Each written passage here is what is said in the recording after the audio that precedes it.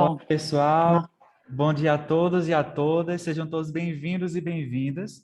Eu me chamo Joelis e estarei acompanhando vocês aqui nesta mesa, onde ela tem por título Entre Tempos. Estarei nos bastidores auxiliando a professora que estará coordenando esta sessão, que será a professora Ana Márcia Siqueira, e qualquer necessidade ou dúvida que vocês possuírem, estarei atendendo vocês via chat, tudo bem?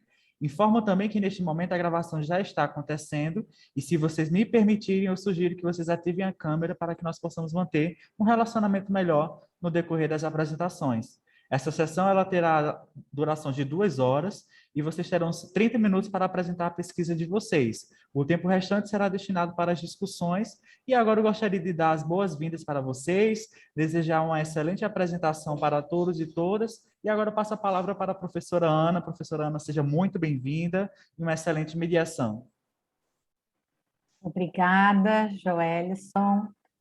Um bom dia a todas e todos.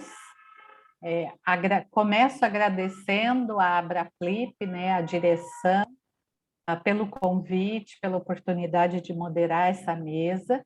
Dou as boas-vindas aos colegas, né, a professora doutora, livre docente, Flávia Maria Corradim, da USP, e o professor doutor Carlos Gontijo Rosa, pós-doutorando da PUC São Paulo, né? Eu começo comentando, né, que provavelmente uma professora que ainda não chegou deva entrar, e também a professora Aleide Ribeiro Machado, que é coautora do trabalho da professora, em conjunto com a professora Flávia Corradim. Então, eu começo agora a nossa mesa apresentando o título, né? O título do trabalho da professora Flávia Maria Corradim e professora Aleide Ribeiro Machado, Dona Constança Manuel, relida pela literatura. Aí eu passo a palavra para a Flávia, seja muito bem-vinda. Muito obrigada. Quero agradecer a Ana Márcia, ao Carlos, a Leide, que não pôde estar aqui, pelo menos não nesse momento. E eu vou ler o meu texto e depois eu vou explicar um pouquinho como esse texto, como é que ele despencou no nosso colo, no meu e da Leide. Como a Márcia já falou, é Dona Constança Manuel, relida pela literatura. Ele tem uma epígrafe, que é: tornei-me uma sombra do meu destino. Figurarei como uma sombra na história de Portugal. Outra brilhará, quem sabe. Essa epígrafe é retirada de um dos livros que entrarão não vou dizer na análise, mas que serão referidos aqui nessa intervenção. Então, há 660 anos, há 666 anos, é muito 6, né? O mito inesiano é um dos temas mais tratados quando se pensa em cultura portuguesa. Uma vez que diferentes formas do conhecimento o consideraram e consideram sob perspectivas diversas. O protagonismo desta investigação recai, no mais das vezes, sobre Dom Pedro I de Portugal e Dona Inês de Castro, com quem aquele manteve um relacionamento amoroso por longos anos. A figura de Dona Constança Manuel vem sendo, ao longo da história, relegada a segundo plano. Esta comunicação intenta resgatá-la, trazendo para a discussão textos literários que dialogam com a construção histórica que a manteve à margem dessa mesma história. Para tanto, consideraremos aspectos que envolvem a óptica intertextual, aliada a outras perspectivas contemporâneas, como os estudos em torno do feminino, da memória, da psicanálise, sem esquecer pontos de vista consagrados pelo discurso historiográfico de séculos passados. Já que estamos distantes do tempo constituído pelo mito há quase 7 séculos. Os textos a serem examinados trazem a figura de Dona Constança Manuel para a ribalta, às vezes como co-protagonista da obra Agnes de Castro, or The Force of Generous Love, de 1688, da escritora inglesa Aphra Behn, Inês de Castro, de 1894, de Maximiliano de Azevedo, Noites de Inês Constança, de 2005, de Fiamma Haas Paz Brandão, O Eunuco de Inês de Castro, Teatro no País dos Mortos, de 2011, de Armando Nascimento Rosa, e outras vezes a Dona Constança Manuel aparece como protagonista. É o caso do conto Constança Manuel, inscrito no volume Infantas de Portugal, de 1998, de Júlia Neri, e Constança, a Princesa Traída, por Pedro e Inês, de 2015, de Isabel Machado, de onde nós retiramos a epígrafe a que eu fiz referência. Constança na história. Oriunda de família das mais prestigiadas em Castela, Dona Constança, nascida à volta de 1316, 1318, era filha de um nobre castelhano, detentor de muitas posses e de enorme poder político, João Manuel, e de Constança de Aragão, filha de Jaime II de Aragão e de sua segunda esposa, Branca d'Anjou. Ainda menina, com cerca de 7 anos, casou-se, por palavras de futuro, com João o Torto, de quem fica viúva tempos depois, uma vez que o noivo conspirara em aliança com o sogro contra Afonso XI de Castela, tendo sido assassinado pelo rei castelhano.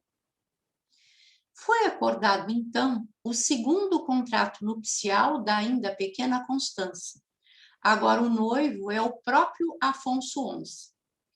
Entretanto, o rei de Castela a pretere em favor de Maria de Portugal, filha de Afonso IV e Beatriz de Castela, união que lhe parecia mais vantajosa no momento. Assim, nenhum dos 2 matrimônios de Constança foram consumados.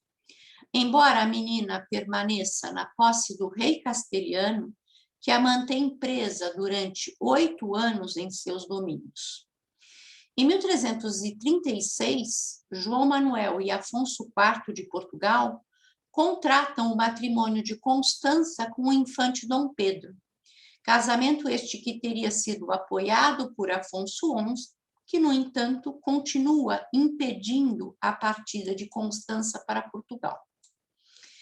No âmbito da Reconquista, sem a adesão dos outros reinos cristãos que compunham a Península Ibérica, Afonso XI troca a Dona Constança Manuel pelo apoio do rei português.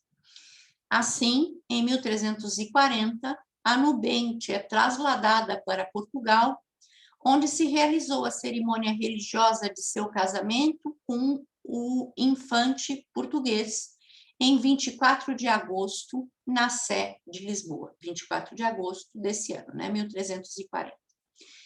Da união nascem 3 crianças: Luís, falecido poucos dias após seu nascimento, Maria, infanta de Portugal, e Fernando, que se tornará o 9º rei da nação portuguesa. 2 hipóteses para a morte de Constança têm sido aventadas. Teria falecido em 1345 em decorrência do parto de seu último filho, Fernando, ou em 1349, conforme a historiografia atual aponta, vitimada pela peste. Do séquito de Dona Constança Manuel, como sabemos, fazia parte a galega Dona Inês de Castro, que se tornará amante de Dom Pedro. Embora tenhamos traçado um percurso bastante resumido, tudo mais que se sabe da vida de Constança Manuel está intimamente ligado aos seus infortúnios, gerados, no mais das vezes, pela posição de seu pai, que a usou como moeda de troca em prol de poderio político e ou econômico, ou ainda pela infidelidade dos maridos. Essas informações deixam patente a ideia veiculada na contemporaneidade acerca de que as lacunas deixadas pela história, nomeadamente a história pretérita, devem ser preenchidas com o apoio da historiografia contemporânea, de modo a resgatar os vácuos deixados pelo tempo com o apoio de outros saberes. Assim, a vida de Dona Constança Manuel acaba por constituir-se num prato cheio para o universo artístico. E contribui para a rede historiográfica, já que trabalha essencialmente com o verossímil, isto é, com aquilo que poderia ter acontecido, na medida em que, aristotelicamente, mimetiza a realidade. Diante do exposto, gostaríamos de dar a conhecer alguns dos textos que, de forma mais ou menos livre, vão preenchendo as lacunas deixadas pela história, de modo a retirar Dona Constança Manuel da sombra desta história. Então, Constança na literatura. Nossa intenção, diante do escasso tempo de que dispomos para esta intervenção, é simplesmente trazer à tona os textos atrás arrolados, apontando como cada um deles vê a triste princesa, deixando para um outro momento um olhar mais aprofundado sobre tais discursos ficcionais. Então, começando por Agnes de Castro, or The Force of Generous Love, de Afra Ben, dedica especial atenção à figura de Dona Constança Manuel, ambientando-a nos dias que sucedem ao nascimento de Dom Fernando até sua morte, ocorrida, segundo a narrativa, pouco depois. No entanto, a autora deixa entrever que a morte da infanta foi consequência de seu amor por Pedro, uma vez que seu pensamento deixaria caminho livre para o que o viúvo vivesse seu verdadeiro amor por Dona Inês de Castro. Repleta de lances que fogem ao mais comum do que costumamos ver no mito inesiano, com a inclusão de personagens, cartas, conluios, a narrativa acaba por construir personagens distintas dos modelos. Constança é descrita a partir de sua extrema beauty, wit and generosity, beleza, inteligência e generosidade. Nesse sentido, sua sagacidade acabou por fazê-la perceber que o infante não a amava e divide sua dor com a aia e amiga Inês de Castro. A galega, concebida pela autora, desenvolve as mesmas características da ama. Ambas são, portanto, a encarnação do protótipo da mulher-anjo, que tudo fazem para verem a felicidade da outra, como também a do amado. A peça de teatro Inês de Castro, de Maximiliano de Azevedo, estrutura-se em torno de 5 atos, promovendo um transcorrer temporal de cerca de 16 anos. No primeiro ato, organizado como uma espécie de prólogo, contracenam personagens históricas e ficcionais. E é aí que vemos Constança, que vem a falecer no final do ato.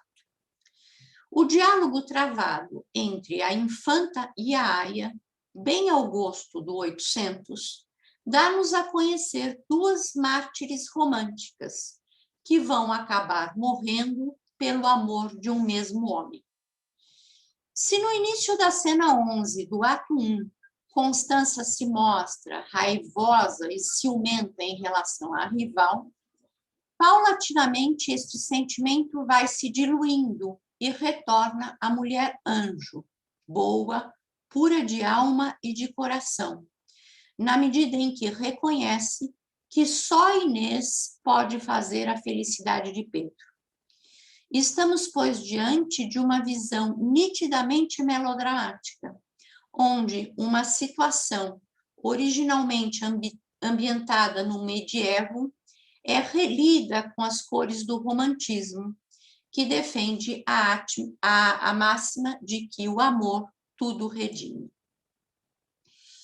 Invadindo o século XX, comecemos por deter nossa atenção na peça Noites de Inês Constança, de Fiamma Rassi Paes Brandão, escrita em 2005, no âmbito das comemorações dos 650 anos da morte de Inês de Castro.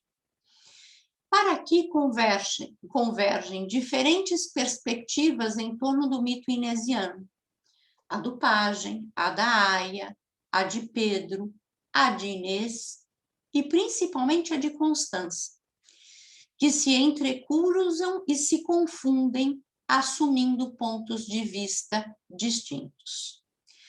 Notemos a alusão por 2 vezes na peça ao quadro A Batalha de São Romano, de 1532, de Paolo Uccello, que vai simular uma batalha entre florentinos e sienenses. Conhecido como um mestre da perspectiva, talvez possamos apontar exatamente esta chave, a perspectiva, para a leitura da peça, uma vez que estamos diante de diferentes pontos de vista que se mesclam, confundindo-se, complementando-se, num discurso poético simbólico que relativiza o poder da linguagem.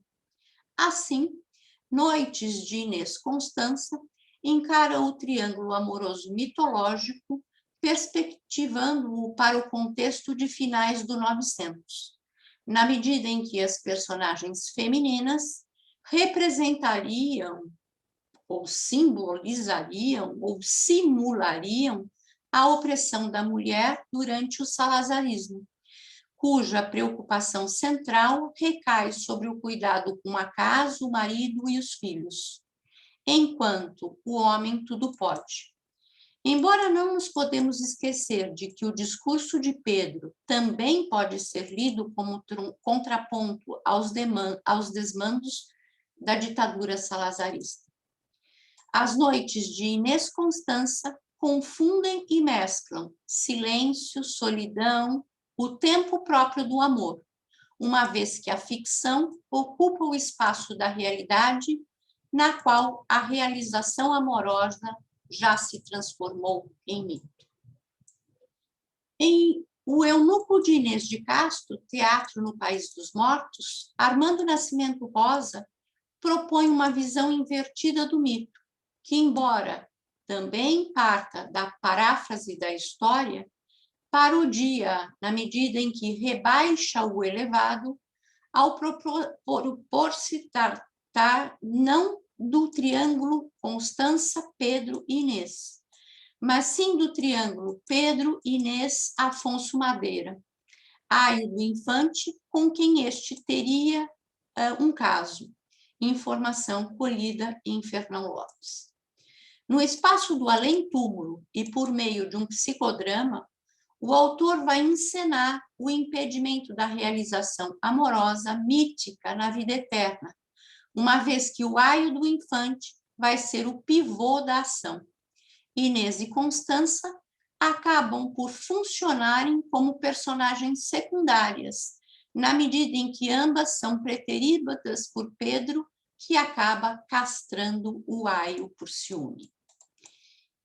Na narrativa Constança Manuel, Júlia Neri acentua o sofrimento, o desamor, o fado que condiciona a personagem, fazendo-a viver no semi-silêncio, à margem da história.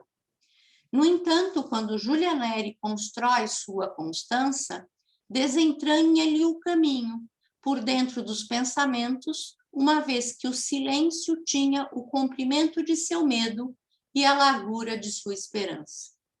Assim, a situação da Constança Neriana espelha-se na metáfora do treino resignado do falcão, cujo iludido voo de liberdade se repete todos os dias, sempre com a assistência da prisioneira, que, a partir da janela de seu quarto no Castelo de Touro, se vê refletida na ave.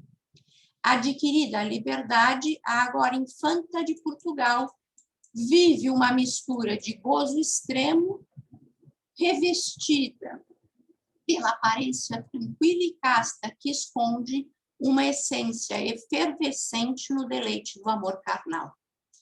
A dicotomia que marca Dona Constança na óptica de Júlia Neri revela uma personagem completa e complexa, cuja aparência de dama inocente, pura, casta, insignificante e estúpida esconde, no entanto, uma mulher cuja carne reclama o prazer. Aparência e essência, mulher anjo e mulher fatal, espírito e carne, esposa e concubina, dois lados de uma mesma personagem ficcional que, no entanto, podem muito bem preencher as lacunas deixadas pela personagem histórica. Por fim, no romance histórico Constança, a princesa traída por Pedro e Inês, de Isabel Machado, vemos a criação de uma personagem decidida a defender sua felicidade depois de tantos infortúnios, cujo sofrimento levou-a a tornar-se forte diante do fado que lhe era imposto. Afinal, era uma castelhana, um reino marcado pelo poder das mulheres. Carregada de trágica melancolia, a protagonista se transforma, quando traída, em uma mulher arguta, orgulhosa, capaz de vários extremos. Na perspectiva do romance, Constança, que teria, por exemplo, engendrado e convencido o sogro, Afonso IV, a transformar Inês em madrinha de seu primogênito, Dom Luís, criando um laço de parentesco entre Pedro e a amante, que impediria, de acordo com a Igreja, um relacionamento entre ambos. Ou ainda, quando propõe o exílio de Inês para Albuquerque, e também ao articular o envenenamento da rival, que acaba por não levar a cabo. Percebemos que a passividade aparente da moça castelhana se transforma em uma mulher decidida que quer tomar conta de um destino que nunca foi seu. Palavra final, pelo menos por hora. Assim, os textos examinados dialogam com a história, com o mito inesiano, com a memória retomada a cada releitura e com o contexto de produção, conformando a personagem de Dona Constança Manuel às exigências e condicionamentos epocais, ao revelar aspectos que a história factual não trouxe para a ribalta. Vemos que, ao fim e ao cabo, a literatura, por meio do preenchimento de lacunas, ou pelo menos aventando possibilidades verossímeis, cria uma personagem literária extremamente densa e capaz de incitar-nos na necessidade de desvendá-la o mais profundamente possível. Obrigada. Muito obrigada, Flávia. É extremamente interessante a sua fala, e eu tenho aqui uma série de questões, mas a gente vai deixar para o final, né? Então, agora eu apresento novamente o professor doutor Carlos Gontijo Rosa, que vai apresentar o trabalho Ler o Teatro Barroco, a narrativa do texto dramático e o leitor como ator e encenador imaginário. A palavra é sua. Obrigado, Ana Márcia. Bom dia a todos. Bom, eu tenho que falar, antes de qualquer coisa, que esse esse estudo ele é financiado pela FAPESP, num projeto de pós-doutorado, feita a parte burocrática. Eu começo com uma epígrafe também, do Ortega y Gasset. Todos os textos, tem muito texto em espanhol, eu traduzi todos assim, do meu jeito. A epígrafe é: a dramaturgia é apenas secundária e parcialmente um gênero literário, e, portanto, ainda aquilo que em verdade tenha de literatura não pode ser contemplado separado do que a obra teatral tem de espetáculo. E é a partir desse pensamento, que não é só do Ortega y Gasset, mas de muitos outros estudiosos de teatro, que eu parto para as minhas considerações, que eu também vou ler, porque, como vocês perceberam nesses poucos segundos, eu falo demais. Então, eu me controlo um pouco. Vou começar, então, com contribuições para a leitura do texto dramático. A confrontação do leitor científico com textos dramáticos não deve ser travada de forma desprendida, no sentido de uma leitura passiva que aceitasse e deixasse aflorar toda a interpretação sugerida pelo texto. A consideração do caráter representacional dos textos dramáticos, o contexto histórico, num sentido estrito e macro, e a construção das vozes do discurso teatral, ou seja, as personagens, são elementos que podem ser tomados como pedra de toque para empreender um mergulho mais profundo em textos dramáticos. Quando da leitura do texto dramático, o leitor submete o texto à sua própria estética, àquilo que ele, leitor, considera plausível para a encenação daquele texto, mas também não se limita ou se restringe unicamente ao texto. Sua estética trata também de cenários, figurinos, movimentos de cena e, por vezes, dependendo em parte também do estímulo, do jogo que o texto propõe, até das reações de um possível público. Entretanto, para esta estética ser elaborada, essa estética do leitor ser elaborada, há que se conhecer as convenções do teatro. Essas, embora acredite o senso comum que são gerais, na verdade se mostram bastante variadas em diferentes contextos. E tem gente que simplesmente não tem a capacidade de imaginar um texto sendo representado. A fim de nos ajudar a concretizar nosso pensamento, tomaremos por base a dramaturgia de Antônio José da Silva, dramaturgo português barroco que escreveu e representou suas peças em Lisboa na primeira metade do século XVIII. Assim, tomaremos como contexto o teatro barroco ibérico.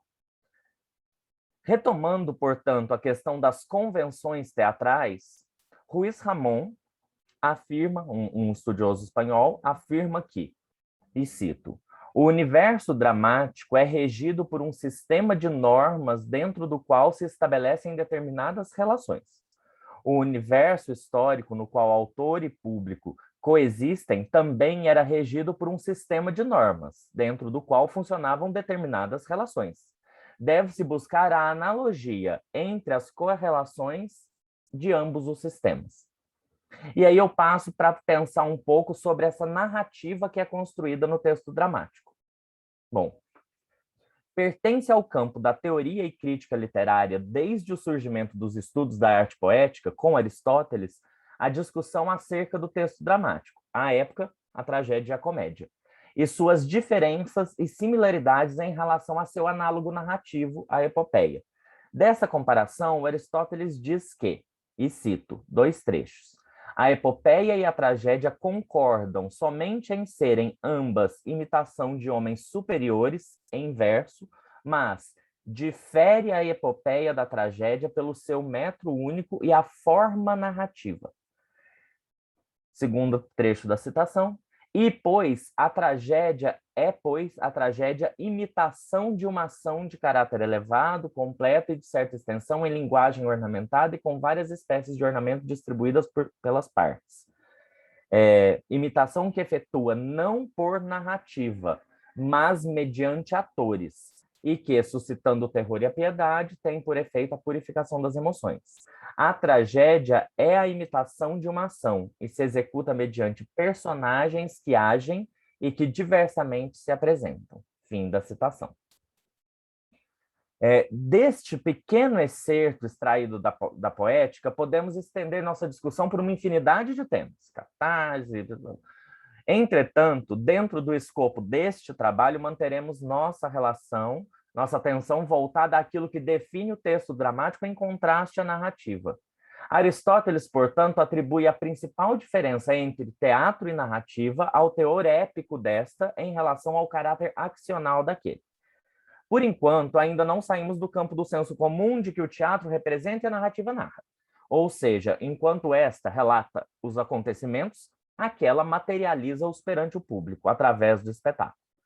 Entretanto, ambos são, quando se fala dos clássicos, narrativas, pois em ambos podemos acompanhar o desenrolar de fatos de uma história, como fala Jordi Sala, que é um estudioso catalão. Isto porque concordamos em aceitar, isso estou citando, isto porque concordamos em aceitar de entrada que o teatro é também, à parte outras coisas e com seus expedientes específicos, um discurso narrativo, coisa que quer dizer simplesmente que uma das características que o definem é que explica histórias, ou seja, sucessões de eventos, e que, portanto, é uma matéria suscetível de ser estudada também deste ponto de vista, por exemplo, pelas teorias modernas da narração. Fim da citação. Ambos os gêneros podem ser tratados pelo viés narrativo, no sentido de contar uma história. Além disso, a perspectiva dramática do período barroco, que eu tomo aqui como exemplo de trabalho, ainda preza por uma narrativa linear. Embora as unidades aristotélicas cedam espaço no barroco à unidade de interesse, ainda há um tratamento linear da ação, com a história que apresenta começo, meio e fim, constituindo um todo, como preconiza já o Aristóteles. O que se passa e que difere os gêneros é que o gênero narrativo depende da construção das imagens através, prioritariamente, das palavras utilizadas pelo autor. É a partir da palavra escrita, e basicamente escrita, que essas histórias vão acessar o imaginário do leitor na narrativa.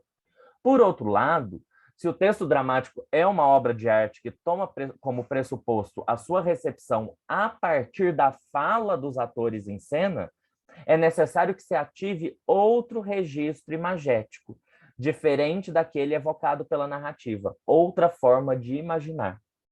E aí eu cito o Jorge García Barrientos, que é um outro estudioso de teatro espanhol, que diz: o dramático é o menos literário dos gêneros, no sentido etimológico que associa literatura à letra, ou seja, à escrita. Ainda que em sua origem, entre os gregos, a épica estivesse ligada ao rapsodo ou recitador e a lírica à música, como o drama estava ligado à representação, o certo é que hoje o poema, o romance e o ensaio são obras feitas exclusivamente de linguagem e de linguagem escrita, plenamente literárias neste sentido. O drama, ao contrário, não pôde livrar-se da, entre aspas, impureza e segue marcado por seu destino espetacular. É claro que aqui ele está falando de conceitos gerais, né?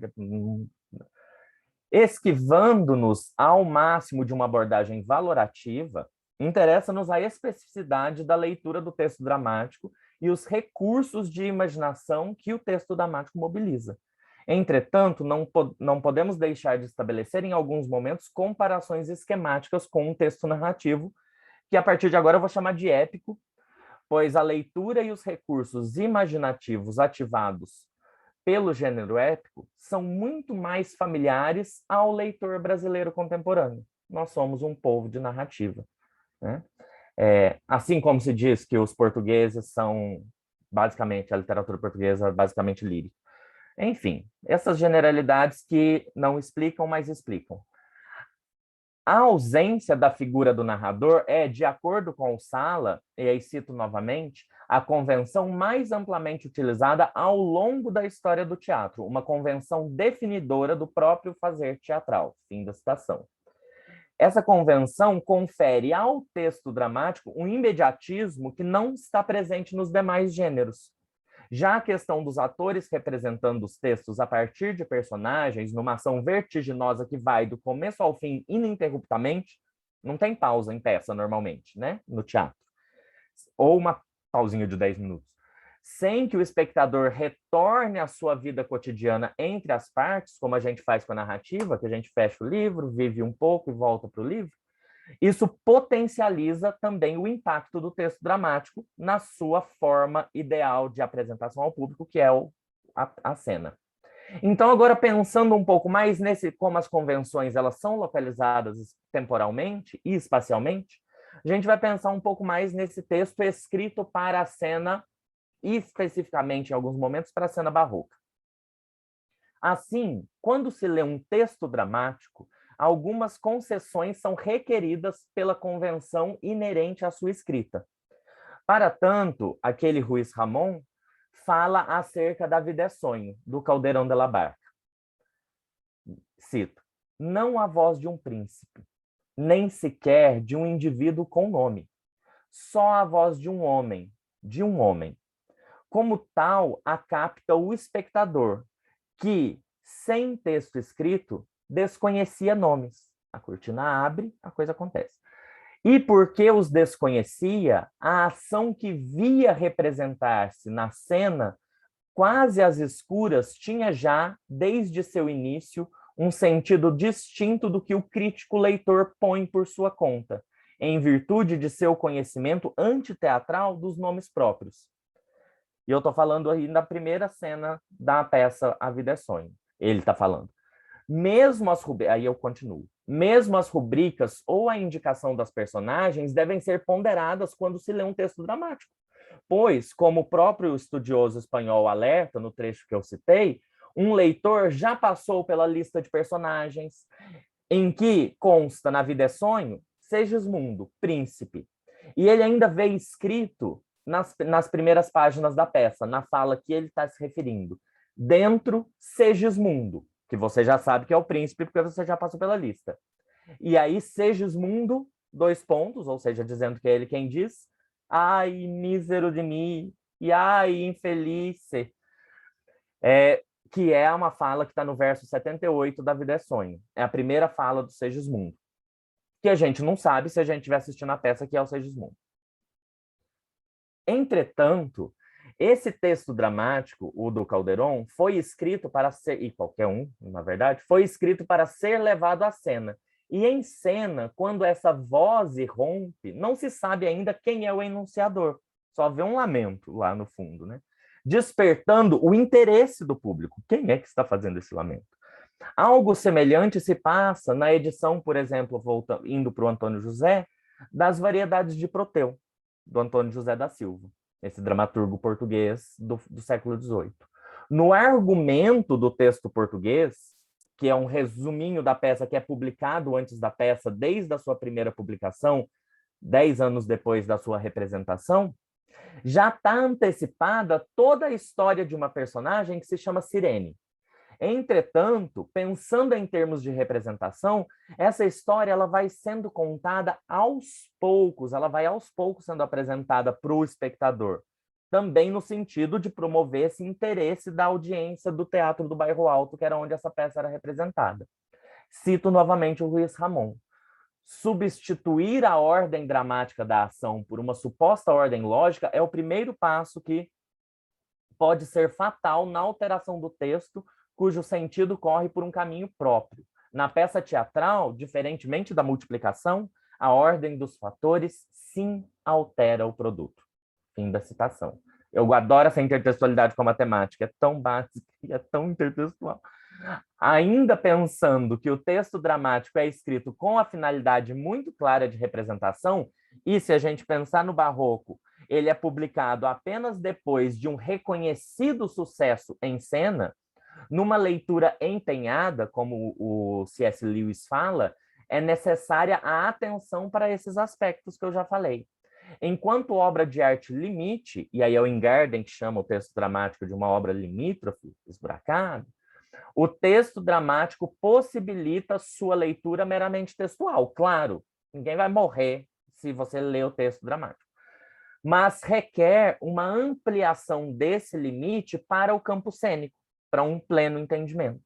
Isso porque as lacunas deixadas pelo autor são para serem preenchidas pela ação dos atores. Por exemplo, e aí eu vou em outra peça do Antônio José da Silva, sobre as possíveis atuações de Jasão e Medeia, numa peça que se chama Os Encantos de Medeia. Nessa peça, as duas personagens elas são ambiguamente apresentadas pelo autor.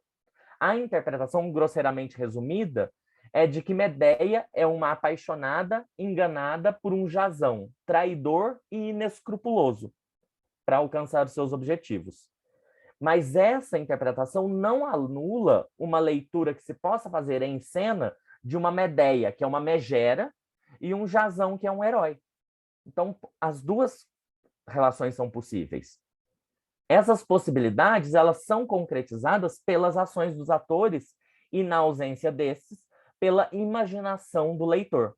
Assim, vamos voltar lá no Aristóteles, né? Sabendo que o texto dramático muda sua forma de interação com a cena ao longo da história da humanidade, numa relação direta, mas não óbvia, com a própria construção do pensamento humano, a sua leitura também deve ser empreendida dentro dos limites de cada um desses momentos. Num olhar específico ao texto dramático barroco, podemos perceber que ele se enquadra naquilo que o Raymond Williams, num texto que chama O Drama em Cena, fala de fala encenada. Porque, como o próprio autor diz, e ele cita Hamlet aqui em algum momento, e cito, nas peças mais antigas, a ação não é dita em voz alta como um tipo de recurso atabalhoado, mas sim porque a fala é a ação e a ação é a fala. Em Hamlet, por exemplo, ainda é um interlúdio da ação espetacular, controlada consideravelmente pelo tipo diferente da ação dramática que a cerca. Nos anos seguintes, contudo, o interlúdio viria a se tornar, por vezes, o elemento dominante do drama como um todo, esse interlúdio accional. No Barroco, no Antônio José da Silva, a ação se desenrola ainda em um registro espetacular muito mais marcado do que os textos shakespearianos, por exemplo. Essa característica é herdada diretamente do teatro do século de ouro espanhol. Nesse contexto ibérico, fortemente sugestionado pelas trupes de comédia dell'arte, ele lida-se com, e aí cito a Evangelina Rodrigues Quadros, cita-se, ela diz, do caráter performativo ou elocutório da linguagem teatral, isto é, que a palavra implica e envolve necessariamente uma ação. Então, aí é uma chave de leitura que é do Barroco, mas que a gente teria dificuldade nos textos contemporâneos, por exemplo. Perdi. Nossa, perdi muito. Só um minutinho.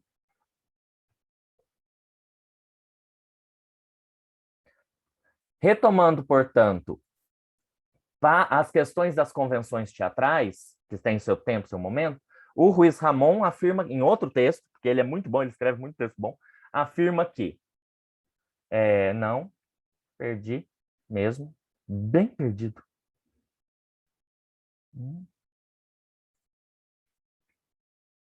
É essa coisa, né? De usar o computador, a gente acaba se lascando. Porque ele está querendo voltar para o ponto que ele quer. Tranquilo, temos tempo. Sim! Vou fazer de uma forma diferente aqui. Olha só. Eu desço o texto, a hora que chega onde eu estou, ele volta 3 páginas. É muito diferente, é muito engraçado essa coisa do computador que manda na gente, não a gente que manda no computador, né? Olha, eu simplesmente não consigo chegar na minha... Me tira uma dúvida. Você está visualizando isso pelo Word? Pelo Word. Seleciona alguma parte do texto até o momento que você está conseguindo visualizar e vai descendo para ver se consegue. Então, é isso que eu tô... Acho que eu consegui. Meu marido diria que a máquina quer dominar o homem. Estava pensando nisso, Flávia. Né? O meu marido sempre dizia... A máquina reage. Falecido. Exatamente. Ele diria isso, com certeza. Consegui. Domei a máquina Ótimo. por enquanto. Bom, para estabelecer, portanto, quais as convenções necessárias para a apreciação do texto dramático barroco, que aí cada momento vai meio que mexer com o seu, deve-se ter em mente que, nessa altura, já há uma técnica atoral desenvolvida e codificada, reconhecida pela audiência. Então, o público sabe as regras da representação e do bom representar. E aí cito o Jordi Sala novamente. Este efeito de realidade é concreto no texto dramático e no cenário, de formas muito diversas, em boa parte dependentes das convenções que, em sua determinada época, em uma determinada sociedade, desenham a fronteira entre o que é teatral e o que não é teatral. Resta, portanto, compreender qual é o espaço da representação nos textos de cada momento e de cada época, teatralmente falando, qual é o jogo teatral que se estabelece em cada texto, de cada momento. Esse jogo, ele se constrói quando da leitura do texto dramático na imaginação do leitor. Normalmente o Garcia Barrientos entende que, e cito, parece que uma consequência proveitosa será ler tais obras como teatro, ou seja, reproduzindo mentalmente uma representação das peças. Fim da citação. A imaginação é o elemento que permite, e aí o Marcelo Lazarato, um professor daqui da Unicamp, diz, instaurar-se o plano poético onde a impossibilidade não existe. Fim da citação. Esse pensamento que ele chama de irracional intuitivo, do qual faz parte a imaginação, é complementar e não oposto ao pensamento racional discursivo, para se fruir a experiência viva do teatro, esse teatro de representação. Segundo Anatole Rosenfeld, na elaboração do espetáculo teatral, não só colaboram o diretor e o ator, mas em cada representação o próprio público, fenômeno inexistente na literatura. Enquanto para a leitura de textos dramáticos o leitor está construindo significados, fazendo às vezes de outras instâncias artísticas, como o diretor, o ator, o público, envolvidas no processo dramático, porque o texto carece dessa construção para a completude do entendimento da sua obra, como Ingarden propõe. Entretanto, o leitor não precisa preencher todas as lacunas e tampouco podemos assegurar que ele vai conseguir preencher e imaginar tudo. Ele o fará naquelas que forem necessárias à criação das imagens e cena em sua mente, na sua representação mental da peça. O texto dramático é um objeto artístico e, como tal, passível de diversas interpretações. Não possui apenas uma forma de ser levado à cena e também não lhe pode ser atribuída apenas uma forma de leitura. Cada leitor possui uma bagagem que o auxiliará a visualizar e entender a cena por uma perspectiva. E aí eu cito novamente o Raymond Williams. O esforço imaginário em si não precisa ser justificado. Ele pode, em determinados casos, ser bem-sucedido ou falhar. Mas é uma faculdade sem a qual nenhum estudo atual das artes cênicas seria possível. Fim da citação. Entretanto, deve haver diretrizes para esta interpretação a partir de uma leitura empenhada em compreender os meandros daquela produção. Um estudo científico, acadêmico, é diferente de uma leitura por gosto, né? Agora, enquanto pensamos em termos mais gerais da leitura do texto dramático, buscando entender o lugar do leitor dentro da obra como agente responsável por sua interpretação a partir dos recursos imaginativos que possui. Há um jogo estabelecido entre personagens e leitores ou espectadores, referente ao conhecimento da trama e dos pontos de vista que ambos representam no seu desenrolar. O leitor, por mais acanhado que seja esteticamente, cria imagens enquanto lê um texto dramático. Ele recria e atualiza a ação de acordo com seus próprios referenciais artísticos e estéticos. Para compreender esse jogo dialético entre personagens, mundo representado e realidade, o leitor, observador externo ao universo dramático, conta com as pistas que o dramaturgo lhe oferece em diversos níveis de compreensão, desde as rubricas, explícitas ou implícitas, passando pelas falas das personagens, até mesmo a ordem dramática das cenas e situações fazem diferença quando da leitura do texto. Esse é o mapa de sua trajetória pela própria imaginação. E aí eu cito o Juan de la Haza, que é outro estudioso espanhol. Se aceitamos que nosso único material de trabalho é o texto teatral, o labor do crítico e do ator, e também do leitor, consistirá em indutivamente identificar, selecionar, analisar e enfatizar os aspectos desse texto que lhe pareçam pertinentes para uma determinada caracterização da personagem. Não se tratará agora de esquadrinhar as palavras que o dramaturgo escreveu em busca de uma personalidade, senão de utilizar essas palavras como tijolos de um edifício para construir uma personagem. Então, essa análise do texto dramático que eu proponho, ela fica nesse meio termo entre aquela análise extremamente minuciosa da literatura e uma análise muito ampla e muito livre dos estudos teatrais. Ao ter contato com o texto dramático, e no texto dramático isso é facilitado pela quantidade de texto espetacular que ele possui, o leitor imagina como a ação cênica se desenvolveria em cena. Ele imagina toda a ação da peça, das diversas personagens e mesmo as movimentações de cenário e sonoplastia. Que o leitor considerar as situações dramáticas e as ações a que elas se adunam é parte essencial da leitura do texto dramático. Entretanto, é necessário que se conheçam os aspectos envolvidos também na escrita da cena.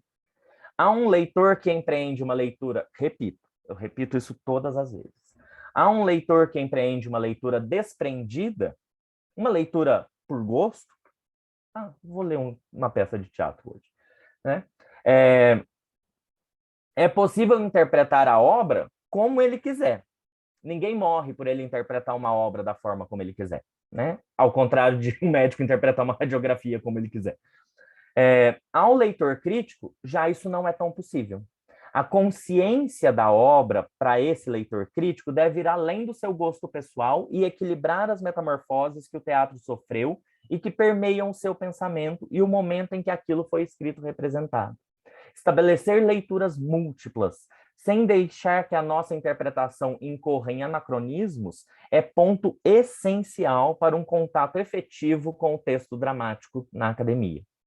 Que o leitor contemporâneo entenda e compartilhe das perspectivas do passado, quando muito afastado temporalmente como é do Barroco, é fundamental para estabelecer esse contato leitor-autor e perceber as nuances da obra lida. Por mais universal que sejam os conflitos humanos, sua forma de expressão é sempre datada, como diz o Raymond Williams. E cito: "Não tenho como retomar as representações originais. Porém, ao abordar cada cena a partir de diversos aspectos, espero reconstruir sua unidade essencial. O leitor perceberá que é quase impossível haver certeza documental quanto a detalhes, e que a imaginação pode ser interpretada e desprezada como especulação. Pode ser usada também." Fim da citação. Para além da própria intuição, um outro autor catalão, que chama Joan Abellan, sugere que no texto dramático há, cito, indicativos indiretos que permitem criar o contexto situacional através da própria estrutura gramatical do discurso, que dá as noções de tempo, de direção, de comunicação, de espaço e de relação. Fim da citação. Ou ainda como afirma Pina Coco, uma estudiosa brasileira. E cito: "O texto teatral possui natureza própria. Foi escrito não para ser lido, mas para transformar-se em fala, submetido assim a uma música, respiração e fluidez bem diversas daquelas da frase escrita para a leitura." Fim da citação. Ou seja, diversos autores enxergam a diferença no texto dramático pela sua especificidade de ser escrito com a finalidade de ser posto em cena. E aí encaminho para as minhas considerações finais, que eu chamo de leitor, ator, encenador, reticências, né? Voltando, portanto, à comparação com os textos narrativos.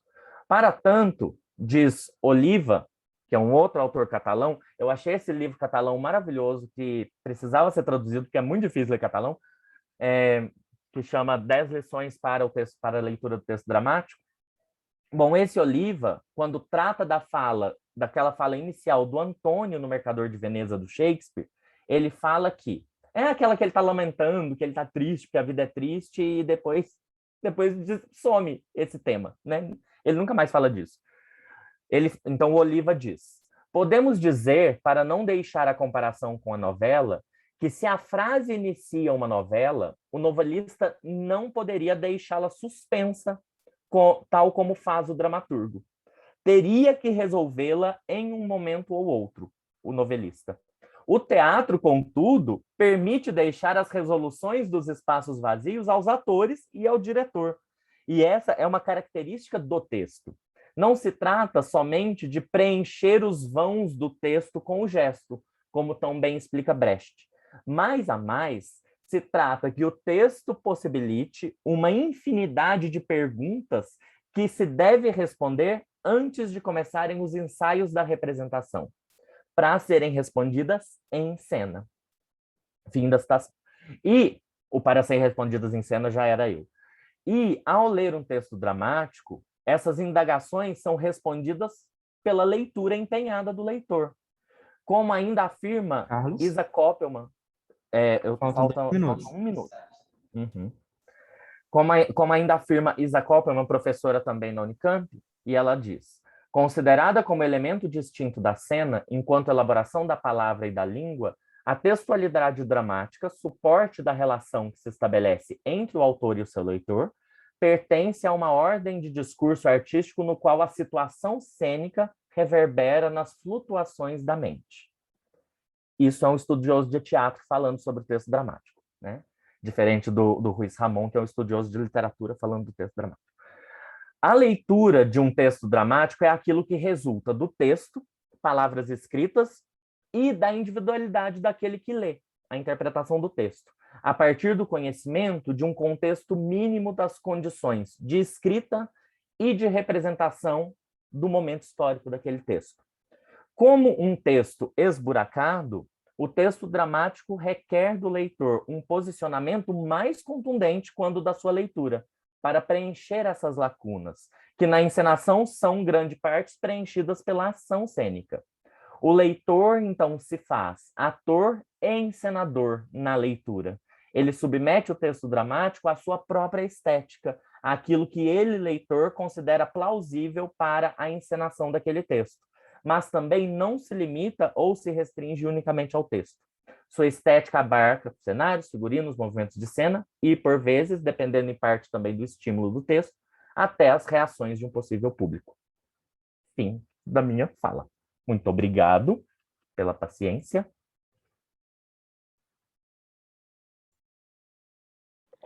Obrigada, Carlos.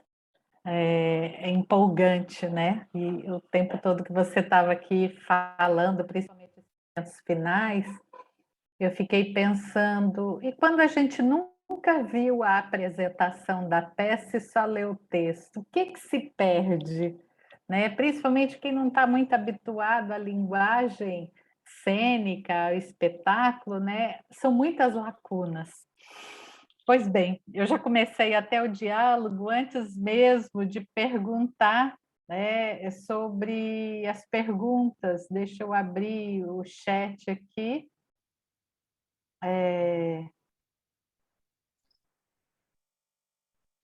Eu não sei porquê, mas eu não posso abrir o vídeo porque o anfitrião desativou o Deixa eu meu colocar vídeo. aqui, professora. É porque na hora a senhora estava entrando no carro, aí para não perder a sua privacidade, eu retirei. Vamos dizer Joelson, que dá uma certa labirintite quando a pessoa está andando com o... Pronto. questões? Não, então, aqui é diferente. Bom, quem está assistindo, eu peço perdão pelo meu equívoco, porque ontem a mesa foi 2 salas, então eu estou me confundindo ainda, né? Então, nós temos aqui alguns ouvintes, né, na nossa sala, e eu gostaria de deixá-los todos à vontade para levantar a mão, para falar oralmente, para escrever. Enquanto isso, eu passo a palavra para a Flávia. Desculpe, Flávia, eu te interrompi. Só para fazer as formalidades. De jeito nenhum, você não me interrompeu, é que eu realmente estava entrando no carro, agora eu cheguei na casa da minha mãe, então eu estou dentro do carro, mas parada, e que eu consigo ficar um tempinho aqui falando com vocês. Não, eu estou à disposição. Eu só gostaria de dizer uma coisa que como você viu, nem controlando o tempo, eu fiquei nos 20 minutos que eu tinha me proposto, né? Então eu resolvi me calar e abrir nessa hora. Né? Na verdade, esse texto e todo o meu trabalho estão vinculados a um projeto, que é o projeto Autor por Autor, a literatura e a história portuguesas à luz do teatro. Né? Então, assim, o teatro é o ponto de partida, mas hoje em dia eu trabalho com outros textos que enfoquem personagens históricas e ou fatos históricos portugueses. Então, nesse contexto que vem essa fala. Né? Na verdade, uma parte muito importante do meu trabalho são as releituras do mito inesiano ao longo da história, em português, inglês, francês, espanhol, alemão, italiano, que aparecem, e também na iconografia. Fazendo esse percurso, a gente se deparou, a Leide e eu, com a figura da Constança Manuel, que é uma figura, embora histórica, embora que deveria ter uma presença, já que foi infanta de Portugal, etc., ela está sempre à margem dessa história. Então, nós estamos, nos últimos tempos, cavocando textos, e aí entram os meus ex-alunos e alunos, né? O Carlos, a Leide foram meus orientandos de doutorado, a Leide de mestrado e doutorado, o Carlos de doutorado, também nessa ajuda, e outros que vão cavocando em bibliotecas e vão desentranhando. Então, por exemplo, o texto da Afra Ben é de um orientando meu, o Robin Driver, que achou isso procurando uma outra coisa. Então, é só nesse contexto que aparece o trabalho, e eu queria só chamar a atenção para isso, né? Como é que a gente desencavou essa senhora? Eu aproveito até para perguntar, vocês falaram, né, já esclareceram que é do mesmo grupo de pesquisa, e agora você falou desse contexto, né, dessas diferentes épocas. E como que vocês fazem, então, se há, né, uma divisão? Porque, por exemplo, na sua apresentação, eu olhei, tem obras do século XVII, né, finzinho do XIX, e várias do século XX, em diferentes décadas, né? Começa na década de 80, 90, a contemporaneidade, né? Mais próximo, 21. E aí o Carlos ele já apresentou um trabalho mais voltado para o barroco mesmo. Tem essa divisão ou não? Ou depende muito dessa procura e do que vai surgindo nesse cavucar? Adoro essa palavra. Eu inventei agora. Quer dizer, não, acho que eu nunca usei essa palavra mineira. Eu sou não, mineira, é mineira, mas eu nunca usei nesse contexto, sei lá por que que eu usei 2 vezes na minha fala, não faço ideia por quê. É porque você tem 2 mineiros na mesa com você, Flávia, então... Talvez, né, seja lá. Então, respondendo a sua pergunta, assim, não, na verdade, não. Né, quando eu ingressei na USP, antes de ingressar na USP, né, como aluna, o meu trabalho é sempre um trabalho que visa a intertextualidade. Né? A minha perspectiva eu diria que 95% dos meus trabalhos envolvem a intertextualidade. Eu comecei estudando o Antônio José no mestrado, sob a óptica da intertextualidade, porque, na verdade, eu trabalhei com os textos dele que dialogaram com o Cervantes ou com o Plauto. Então, Daí eu fui para o século XIX e trabalhei com o teatro do Camilo, também focando a intertextualidade e a intratextualidade, porque o teatro do Camilo vai dialogar com a própria novelística do Camilo, mas também com questões que envolvem drama e envolvem contexto. Na livre docência, eu fui para o finalzinho do século XX, trabalhei com um autor chamado Jaime Gralheiro, que tem essa perspectiva histórica, né, de releitura de fatos e ou personagens históricos. Então, não tem, assim, determinado, você vai trabalhar com isso, você vai trabalhar com isso. Quando a gente está trabalhando, é lógico que o Carlos trabalha muito mais com os séculos XVII e XVIII, né? A Leide, por exemplo, trabalha muito mais com os séculos XX e XXI.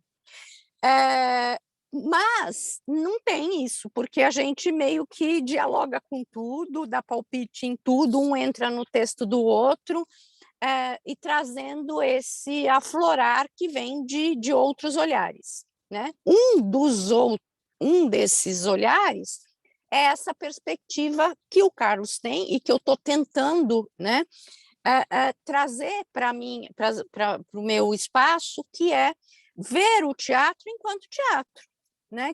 Porque eu trabalhava até então, e a Leide, embora a gente trabalhe essencialmente com textos teatrais, ou começamos com isso, mas hoje já não mais só isso, né? A Leide nem nunca foi só isso, né? Porque a Júlia Neri não é uma... Ela tem textos dramáticos, mas ela é uma ficcionista, essencialmente.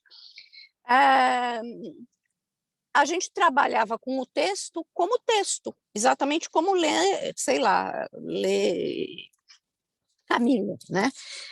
E não, a gente está querendo agora ou algum tempo, e para mim não é fácil, porque eu, embora adore teatro, eu trabalho com teatro enquanto literatura, e eu estou tentando acoplar essa visão cênica para as minhas visões do texto teatral, né?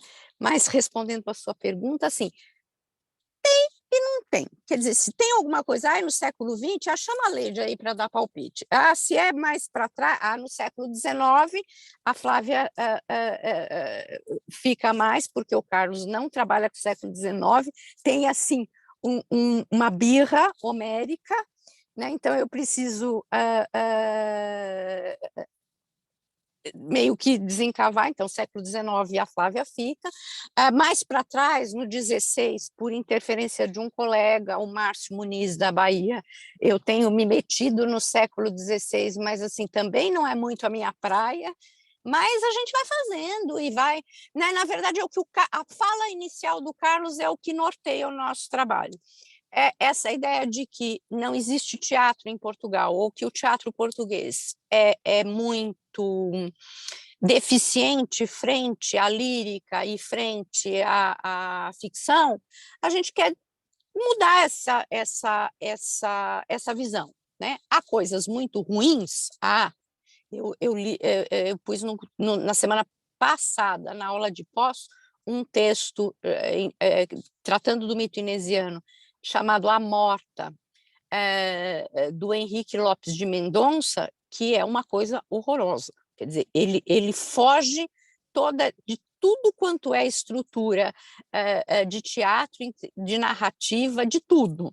Então, acontecem essas coisas, lógico, mas também há poesias muito ruins, né? Então, assim, a gente quer mudar essa cara, né?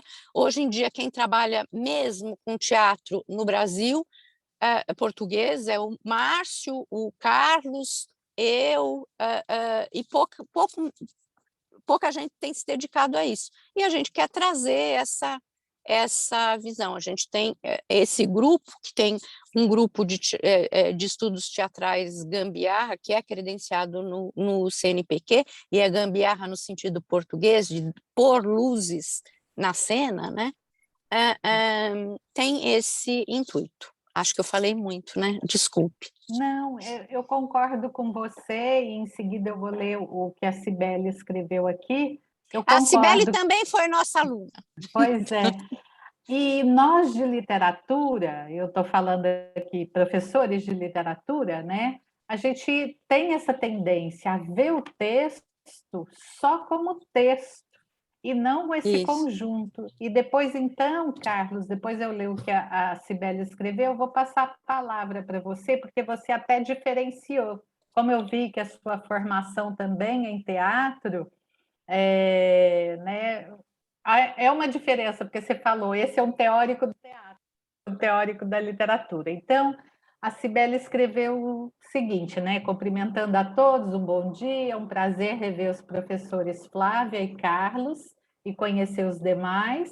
Parabenizo pelas apresentações realizadas. Gostaria apenas de comentar sobre a fala da professora Flávia. Achei muito interessante a perspectiva da figura da mulher na época do salazarismo, em que era mais voltada para o lar, a educação dos filhos e para o marido, uma censura ao direito de estudar. Sobre a apresentação do Carlos, realmente vejo essa dificuldade de se pensar no texto dramático para ser encenado, não apenas para ser lido, né? Então, é algo comum para a gente, né, essa dificuldade. Posso só falar uma coisa para a Cibele antes? Assim, Claro, na sim. verdade, eu coloquei o texto da Fiamma no curso de pós, e assim, com muitos senões. Eu ganhei de uma colega há muitos anos, a Paula Poma, e sempre tive assim um pé atrás com esse texto. E daí reli o texto por conta do curso de pós e resolvi mudar toda a minha visão em torno do texto, né? E deixar de lado o preconceito que eu tinha a respeito desse texto. Além de tudo, isto foi alicerçado por uma aluna do curso, que é minha aluna, a Maria Lúcia Varbeschi, que trouxe a questão do quadro, do cello, que é fundamental e que tinha me passado, né, e uma outra coisa que eu trabalho sempre é com intersignos. Eu acho que, na verdade, quando a gente tem restrição ou preconceito, a gente cega, né? E é isso que eu quero acabar com isso. E nesse sentido, eu fui lá, resgatei, busquei, e o texto da Fiamma me parece excelente. Só isso. Desculpe, Carlos. Bom, a Cibele, ela é uma estudiosa do Teatro do Saramago, tá? Ela defendeu o mestrado já, estudando o que farei com esse livro do Saramago, está fazendo doutorado agora também em volta do Saramago. Então, ela é uma moça que sabe que está lendo, não é assim igual ela escreveu aí, não. Mas, quando a gente vai falar do texto, e eu acho que eu venho do teatro, eu sou graduado em artes cênicas, né? E só do meio para o final é que eu fui fazendo mais pesquisas com textos dramáticos, porque eu comecei a estudar coisas muito antigas e que só eram acessíveis a partir do texto, não eram acessíveis a partir de uma representação, de uma filmagem, de uma foto, às vezes nem de uma pintura, porque era muito antigo. Eu comecei na graduação a estudar a tragédia grega, né? Então era um trem que não tem. Mas aí, quando eu fui para a literatura, eu percebi que aí o diálogo era uma coisa que o que no teatro a gente estava super acostumado a fazer, que era ler uma peça e entender aquela peça, com as pessoas da literatura, da letras, era tipo, nossa, como você enxergou isso nessa peça? Uai, tá escrito ali, ó, né? E aí, então, eu comecei a entender como as pessoas que não estão na prática diária do teatro é diferente mesmo, é muito diferente do costume. E aí é isso, né?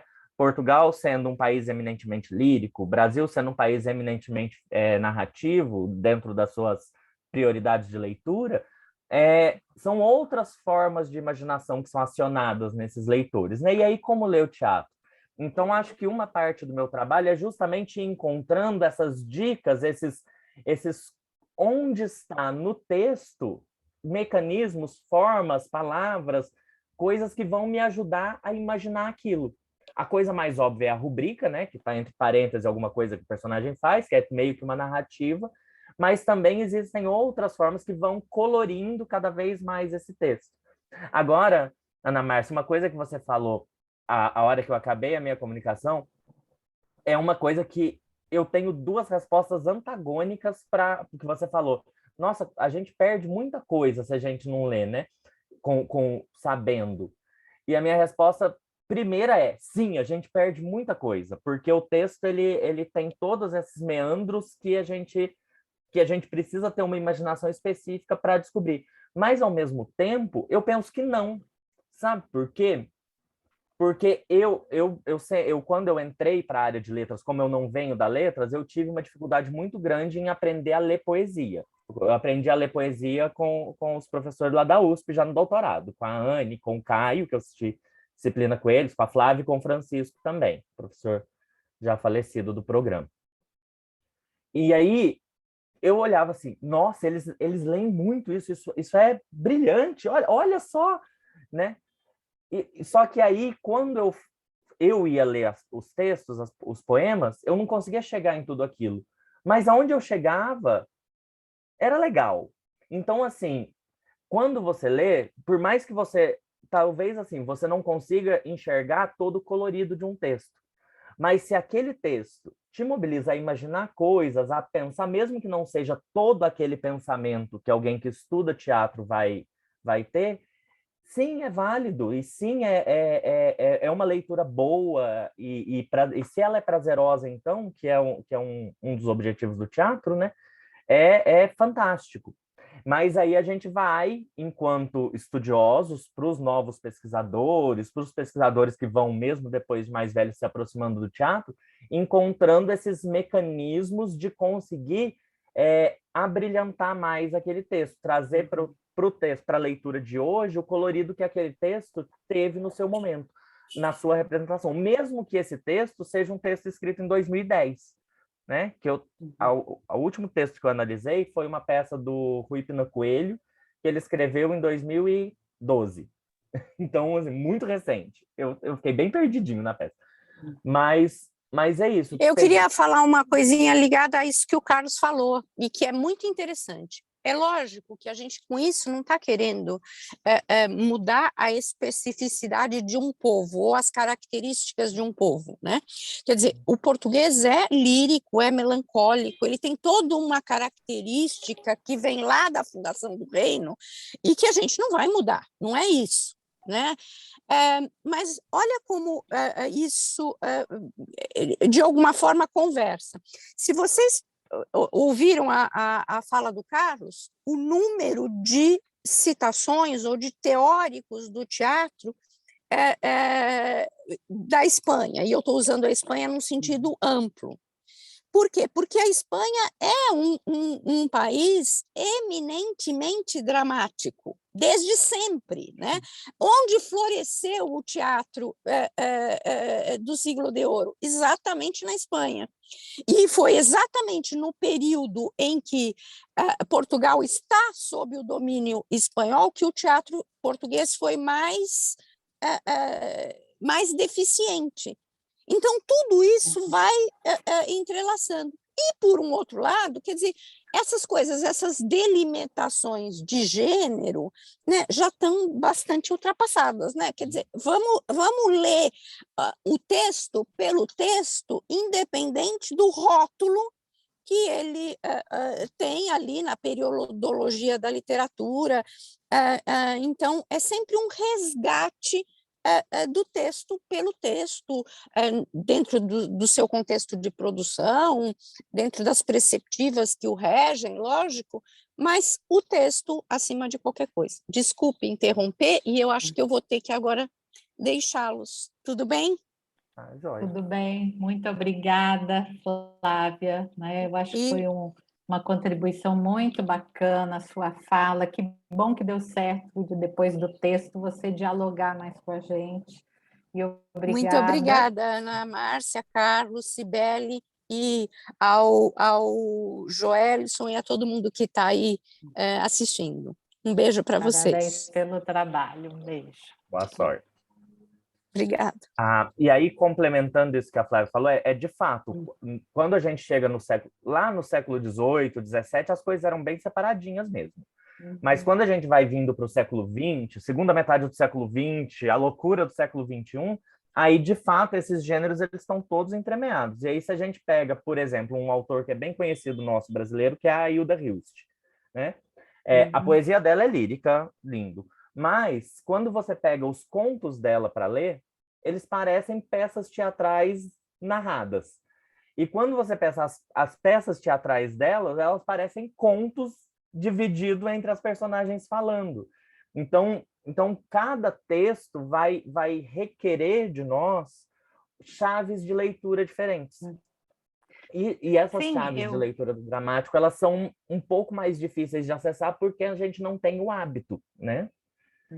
Eu concordo plenamente com o que você falou. Eu acho que nós da literatura, eu não quis dizer de jeito nenhum que a gente não valoriza a imaginação de cada um, que toda leitura é válida. Eu estava pensando mais na performance, no cenário, e como a gente esquece, né? Como isso influencia. Porque, por exemplo, uma vez eu vi uma encenação dos Lusíadas, e eu saí do teatro cambaleando, porque os atores o tempo todo mexiam o corpo como se estivessem no mar.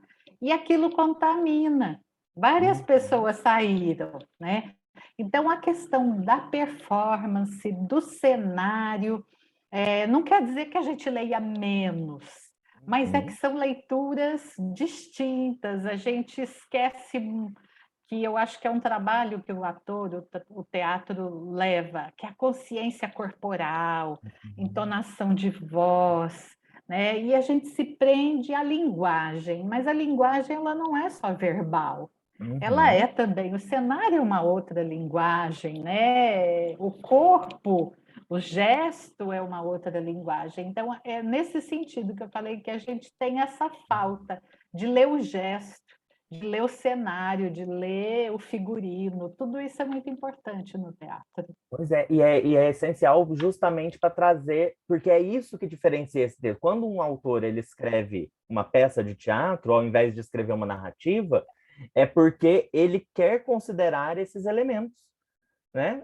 Porque os dois vão contar histórias, então por que ele vai contar uma história numa forma de teatro?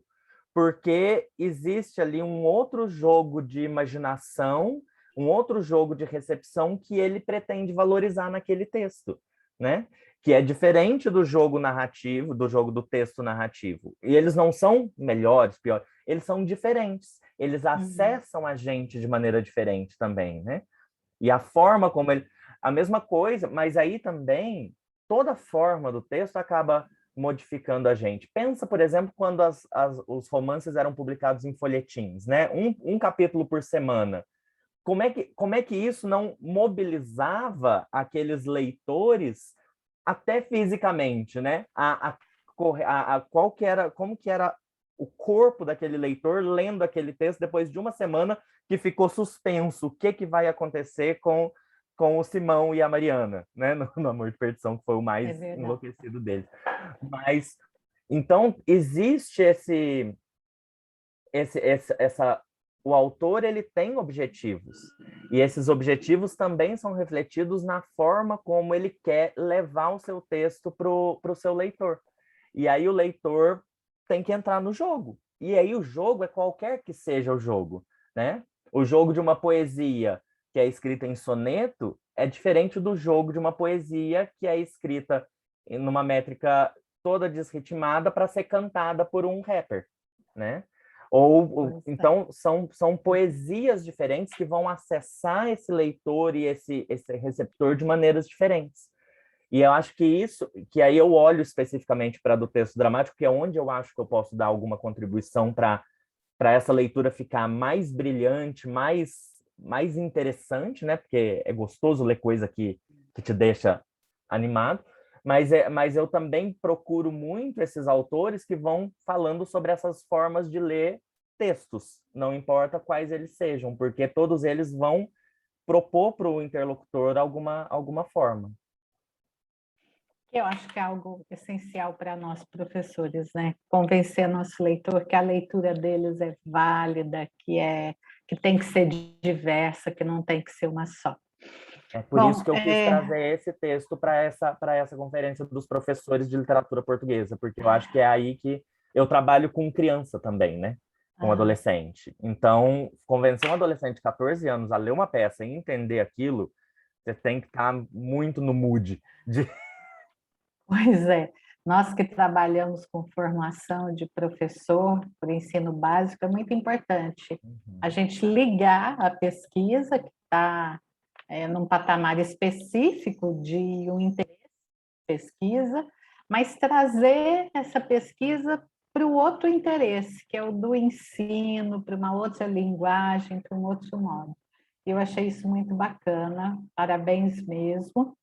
Bom, nós não temos mais colocações aqui no chat, então eu vou dar um espaço, um tempo para que você encerre, que você coloque, né? Se quer fazer o encerramento.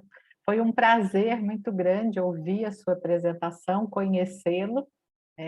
Eu trabalho também com intertextualidade, nem tive a oportunidade de falar, mas, por exemplo, Hélia Correia, o tempo todo eu fiquei pensando, porque Hélia Correia, né, ela publicou poesia, teatro e romance, contos, e ela faz muita releitura de peças da tradição, então provavelmente ela está na pesquisa do grupo, né? Sim, Parabéns, eu nossa, gostei A muito. Hélia Correia, inclusive aquele Robin, o Robin Driver que a Flávia citou, ele está trabalhando dentro do corpus dele, são autores variados, ele está trabalhando com uma peça da Hélia Correia, que fala sobre bruxas e tal, uma representação ali. Nossa, a Hélia Correia, e é uma autora que transita por vários gêneros, né? Exatamente. Ela tá ali, e aí, então, ela é uma dessas autoras que precisava alguém pegar nesse sentido, sabe? Por que que isso ela quis escrever nesse molde, com essa forma, desse jeito? Qual é a excepção? Porque ela é uma dessas autoras que nos dá, que não é uma autora de um gênero só, que nos dá essa dimensão do como esse autor vai lidar com esse interlocutor, como ele vai considerá-lo na constituição da própria materialidade do objeto literário, né? Exatamente. Ai, muito bom saber. Vou procurar algumas coisas suas já anotei, já vamos dar a hora que é Lattes e... Eu trabalho com... O meu trabalho é muito mais temático, eu trabalho com o mal, né? E agora eu estou orientando sobre Hélia Correia, porque bruxas, bandidos são meu objeto de paixão. E eu trabalhei, né, um texto que ela retoma o livro de linhagens do Conde Dom Pedro e o Alexandre Herculano na Dama Pé de Cabra, né, que é o conto Fascinação. Então, eu trabalho mais com os contos dela, Fascinação, Montedemo. Montedemo é ótimo, porque todos eles, a sexualidade é sempre demonizada, né? A dama é pé de cabra, porque ela é bela, sedutora.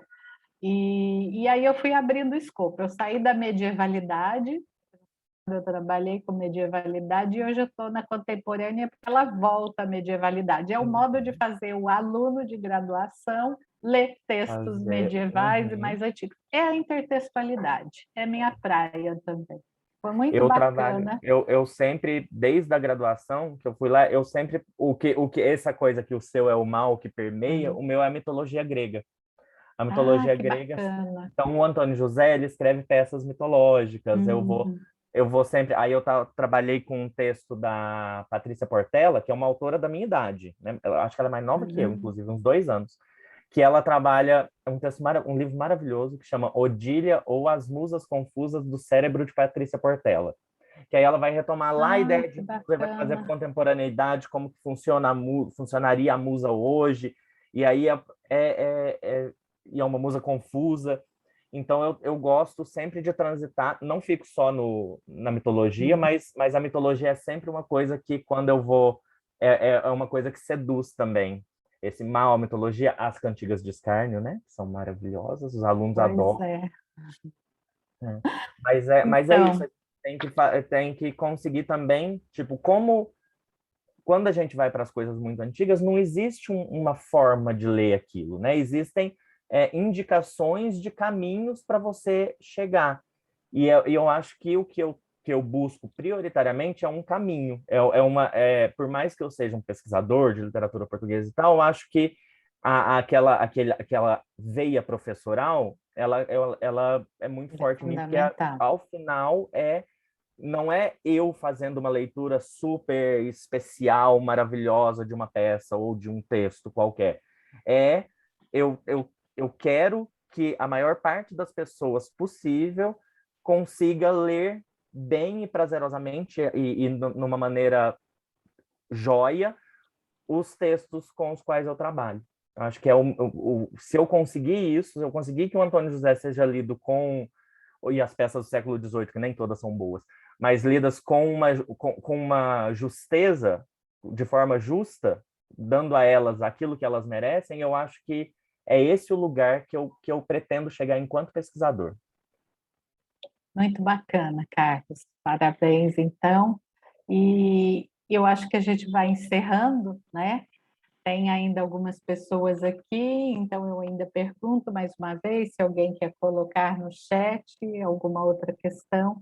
Foi um prazer muito grande conhecer a sua pesquisa, né? Participar dessa mesa foi muito bacana.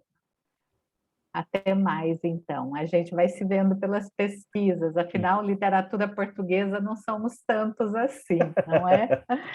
É verdade. Um Aí a gente vai prazer. e agora quando a gente tem uma luz sobre alguém, a gente conhece alguém numa mesa, eu acho que é essa beleza do encontro mesmo virtual, né? Porque agora eu já sei quem você é, eu já sei o seu nome, então a hora que ele aparecer, ele já vai iluminar na minha frente, e eu já vou estar mais atento a você para a gente se encontrar por aí nessas Com congressos da vida. certeza, a recíproca é a mesma. Um abraço, então. Eu agradeço a todos os presentes. Muito obrigada pela participação e um bom dia, né? Uma boa tarde, que nós ainda temos mais atividades hoje. Abraço. Tchau. Obrigado, abraço, obrigado, Joelson. Por nada, professor Carlos, Obrigada, professora Ana. Joelson. Foi um prazer estar aqui com Abraço vocês nessa também. manhã. Espero que vocês tenham gostado bastante dessas discussões que foram feitas aqui. E quero convidar vocês a assistir o restante da programação, né, que nós teremos logo mais a partir da tarde.